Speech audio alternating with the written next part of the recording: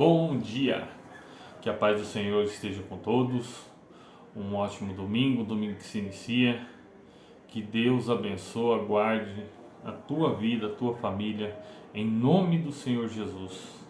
Amados queridos, eu te peço, deixa seu joinha nesse vídeo para que ele possa estar alcançando mais pessoas. Graças a Deus, meu objetivo está sendo concluído. De grão em grão eu estou plantando essa semente, estou levando, principalmente quero que chegue até os amigos que eu tenho que são caminhoneiros, até as pessoas que eu conheço que são meus amigos, meus familiares, que essa palavra vai caminhando de vento em popa e essa semente que eu estou plantando, ela se vai florescer daqui uns tempos, vai dar frutos bons. Eu sei que muita gente vai ser restaurada, muita gente vai ser salva, muita gente vai, olhar para a palavra de Deus diferente, não como religião, que assim como eu falo, religião não salva ninguém, religião não tira ninguém de uma classe e coloca na outra, só divide. E aqui a gente estamos para falar de Deus, independente do católico, do candomblessista, do umbandista, do espírita, independente de qualquer religião, a gente está para falar do Evangelho de Deus e não da igreja evangélica, e não da igreja católica, e não do banda, que a gente só vai fazer discriminação, porque fulano é bom, porque fulano é ruim, porque fulano é melhor. Não, então a gente está aqui para unir as pessoas e não afastar. Amém? Estava estudando agora cedo, amados, o livro de Jeremias, Lamentações, e eu vi o quanto é interessante, porque nesse livro de Jeremias ele fala da ingratidão do povo, a ingratidão do povo que teve para com Deus, confiar na carne e não confiar em Deus. E muitas das passagens que eu estava olhando aqui, pessoas que eram vistas como ouro se tornaram barros, na linguagem que da Bíblia, as pessoas que era vista como ouro fino passaram a ter fome por causa da sua não obediência, por causa da sua soberba, por causa da sua arrogância. Eles acabaram assim, voltaram ao pó, É igual a palavra de Deus fala, Deus ele é o que levanta, mas é o também que faz o cair, É o que enriquece e é o que empobrece. Então, ele é dono do ouro e da prata. Por isso que a Bíblia fala que aqui nessa terra, para ele nada é importante. Para ele nada é importante, porque o ouro e a prata, ele é dono. A Bíblia conta que no livro de Apocalipse que os céus, os pisos, da onde fica o trono de Deus, ele é cravejado por pedras valiosas, por ouro, por diamantes. As melhores coisas que existem no mundo, as primeiras estão lá para depois vir para cá, para nós. Então, a gente sabe que para ele isso aí nada interessa, Por isso que o maior bem que ele tem nessa terra são a nossa vida, a nossa alma. Por isso que fala que quando a Bíblia fala que quando uma pessoa ela se rende a Deus, uma pessoa ela pega, ela aceita Jesus como seu único Salvador, diz que há festa nos céus. E eu creio mesmo, porque o mundo jaz do maligno, Está na palavra de Deus. Tudo isso aqui é do maligno. Não é à toa que não é novidade para alguns que a pessoa ela quer ser bem sucedida, é só ela fazer um pacto com o inimigo, Você vê aí muitos atores, cantores, atrizes que fizeram, aí depois quando se arrependeram, entendeu? Fizeram, depois se arrependeram, o inimigo ele pega, como é que fala, ele destrói, Ele destrói, ele maltrata. Eu já tive caso, entendeu? Porque igual eu falei pra vocês, antes de eu ser um missionário aqui, de estar trazendo a palavra, eu já fui do candomblé, né? E já teve casos já de pessoas que eu conheço que servia, né, as entidades e quando não quis mais servir, de apanhar das entidades de quase ficar morto, entendeu? Então é complicado, mas então a melhor coisa que a gente tem que fazer é seguir a Deus mesmo. A melhor coisa que a gente tem que seguir a Deus. E Deus é o melhor caminho, né? Então eu vou deixar uma passagem para vocês aqui no livro de Lamentações aqui do profeta Jeremias, que ele as 3 coisas boas para o homem na sua aflição. O homem, quando estiver naquele dia aflito, naquele dia triste, naquele dia que você olhar assim, você fala: meu Deus do céu, eu não vou ter a marmita para me levar para o trabalho amanhã, eu não tenho o leite da minha filha, eu não tenho o leite do meu filho, eu não tenho a prestação do meu carro, eu não tenho a parcela da minha casa, eu não sei o que fazer, Senhor. Aí essa palavra aqui foi a palavra que eu achei pro dia de hoje. Eu falei: não, essa palavra pro dia de hoje, ela caiu como uma luva, né? Porque tanta gente passando dificuldades, eu mesmo no momento que eu tô agora, né, aí desempregado, esperando resolver a situação aí da minha fonte de renda, né, que é o caminhão. Então é uma palavra que caiu bem hoje, eu estava olhando, e inclusive ontem à noite, quando eu vi a oração também, foi a mesma coisa. E hoje de manhã também Deus falou a mesma coisa, sobre ter paciência e esperar em Deus. E aqui no livro de Lamentações aqui, eu estou no capítulo 3. Bom é o Senhor para que os se tem a Ele. Aí no capítulo 1 aqui se fala, essa frase é: bom é o Senhor para que se tem a Ele, poderia ser traduzida assim: bom é o Senhor para os que esperam por Ele e confiam nele. Nos momentos de aflições, a melhor alternativa para o homem é buscar refúgio no Senhor. Salmo 46 também fala essa palavra. Então, para você ver, amados, que aqui já no capítulo 1 ele já está falando que no momentos de aflições a gente não tem que depositar na confiança na carne, ou seja, em outras pessoas. Ah, mas irmão, como assim que eu vou pegar, vou falar com Deus para Deus prover? Amados, às vezes Deus provê da onde a gente menos espera. Às vezes Deus provê da onde a gente menos espera, entendeu? E às vezes eu falo minha esposa, eu falo minha família, não estou falando discriminando, falando que eu não faço isso, eu faço, mas eu vou dizer assim, a gente coloca as pessoas em primeiro lugar e não Deus em primeiro lugar. Você pode prestar atenção nisso. Você nunca espera que Deus faça para você.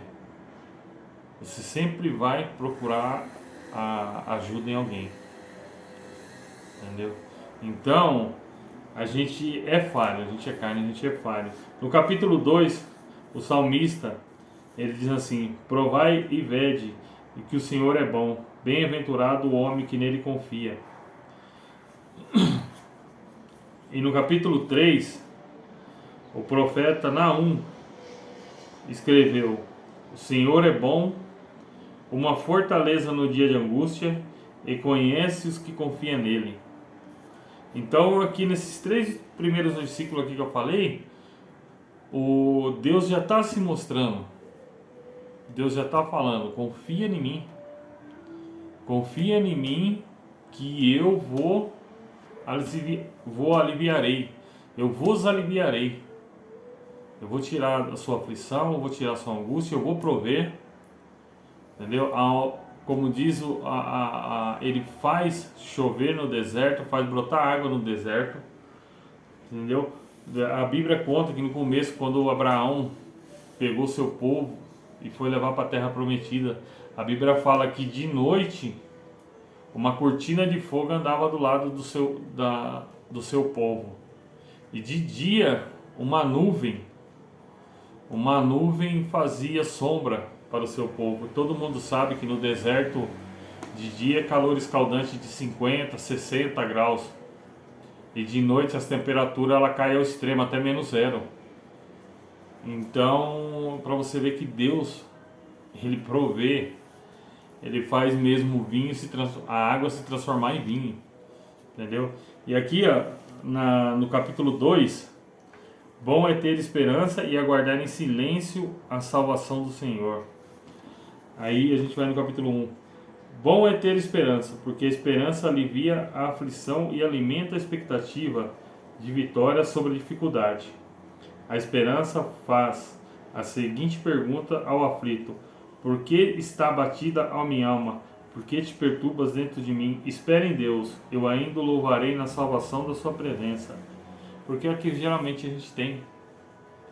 A gente fica abatido, a gente tem aflição, a alma se perturba dentro da gente. A gente, quando passa por situação apertada, é isso aqui que Deus deixou para nós. É isso aqui que Deus falou. A alma da gente se aflige. A alma da gente se aflige.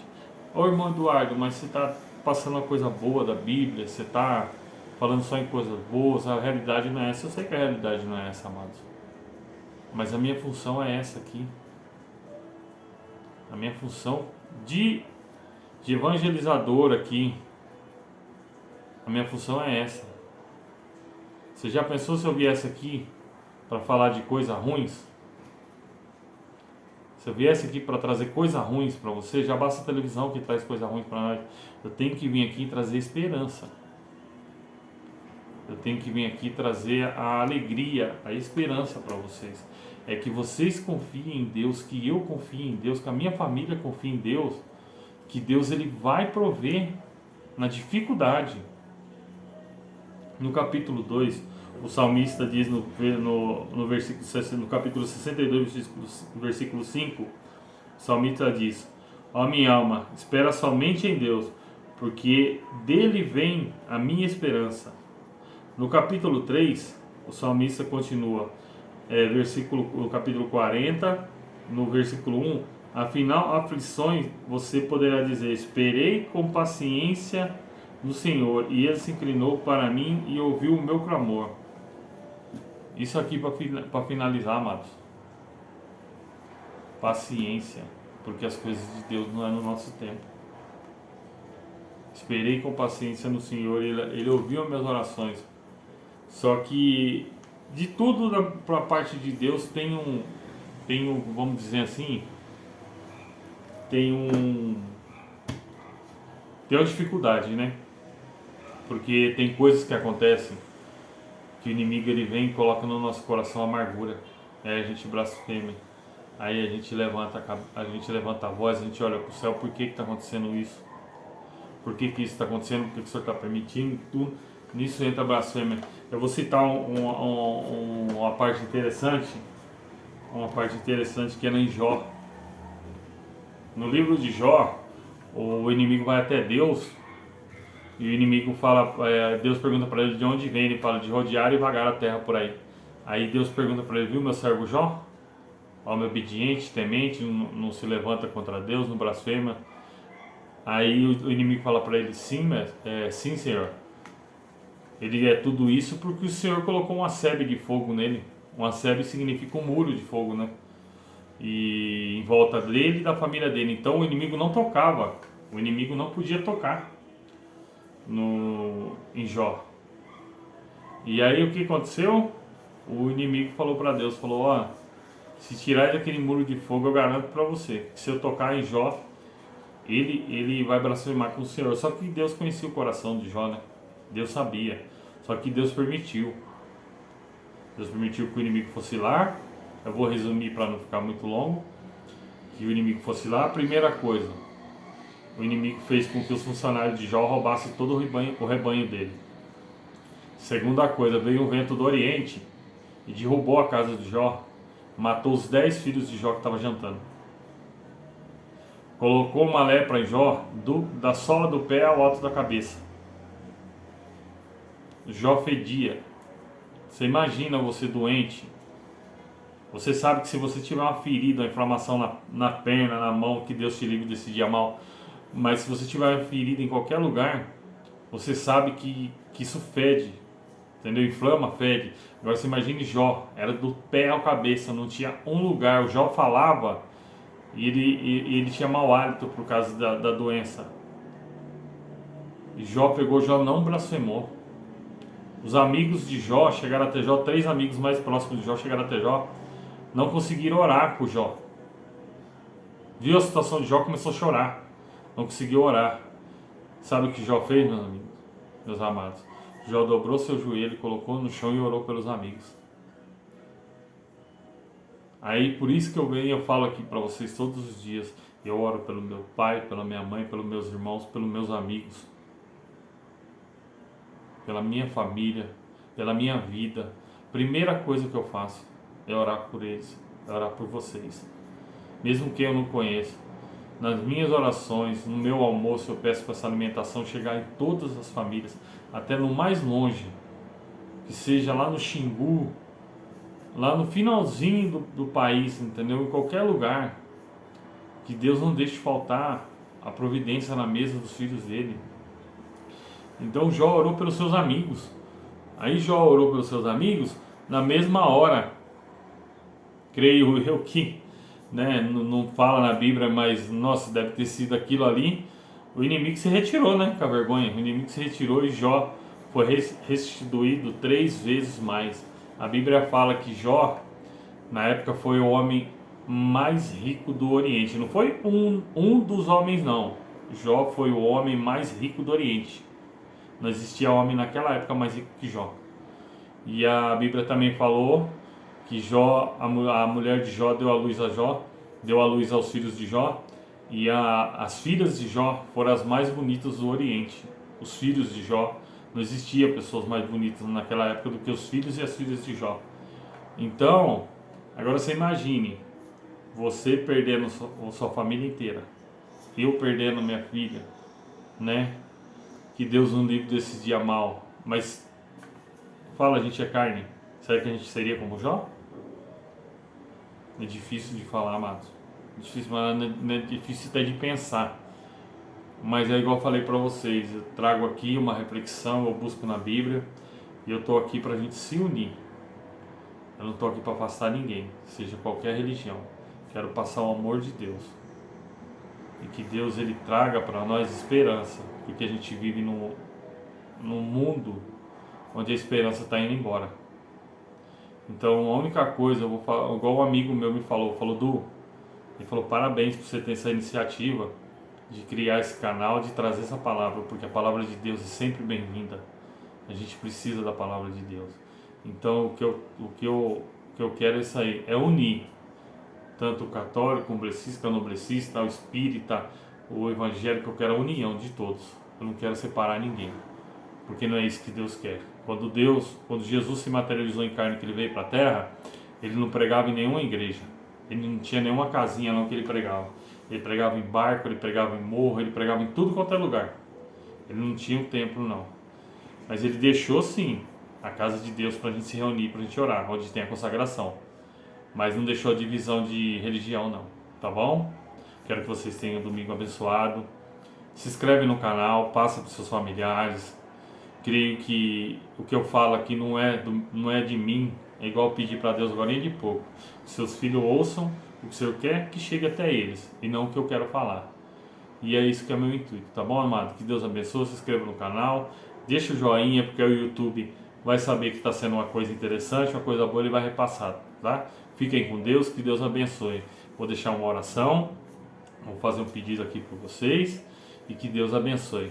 Pai, Senhor querido e amado, que o Senhor possa nesse domingo, Pai, trazer felicidade, trazer alegria, a união das famílias, que todos eles estejam, Pai, debaixo da sua cobertura.